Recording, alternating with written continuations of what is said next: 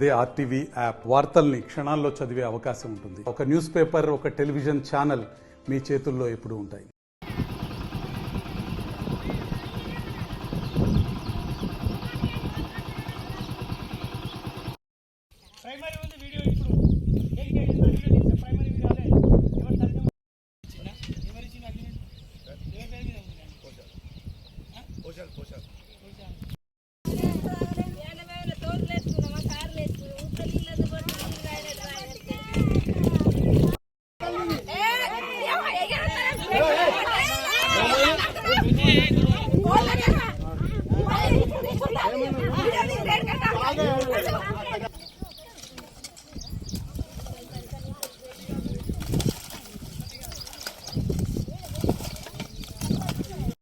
తీసుకురా నీ agreement letter, municipal permission అన్ని తీసుకురా.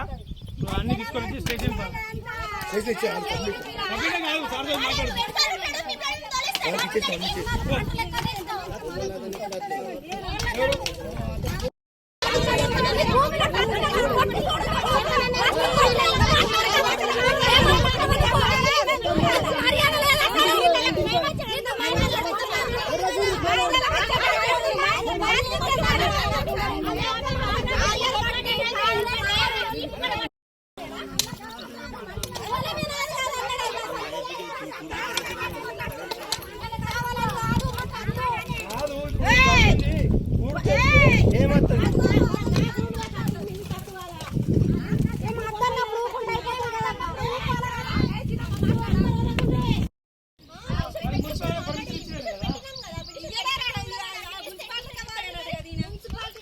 ఉందమ్మా, మున్సిపల్ పర్మిషన్ ఉందమ్మా, పర్మిషన్ ఉంది.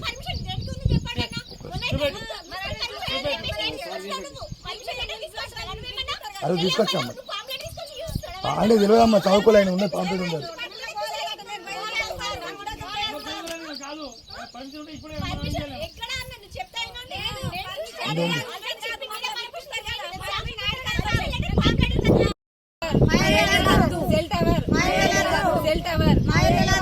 రేడియేషన్ ప్రాబ్లం అవుతుంది.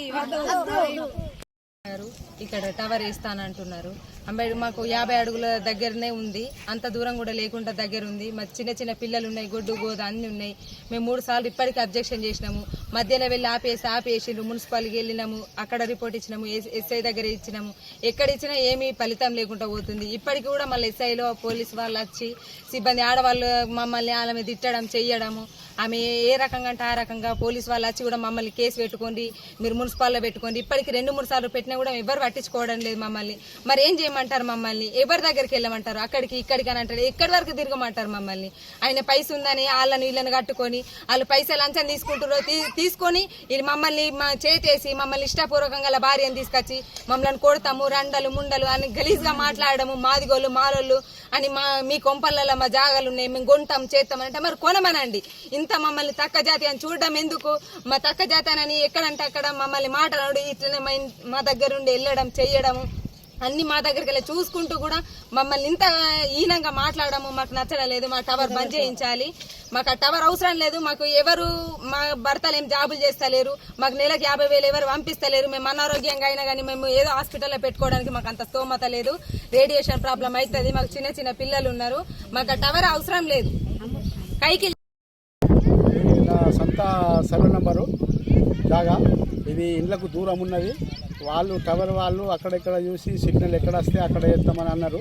అంటే నేను కూడా సరే మీరు వేస్తారు కానీ మరి నాకు ప్రాబ్లం రావద్దు, మరి ఎవరి పక్కలకు సుగా ప్రాబ్లం రావద్దు, మరి రేడియేషన్ ఏం రావద్దు అంటే ఏ రేడియేషన్ రాదు. ఇది అక్కడ నుంచి సెంట్రల్ గవర్నమెంట్ నుంచి పర్మిషన్ ఉన్నది.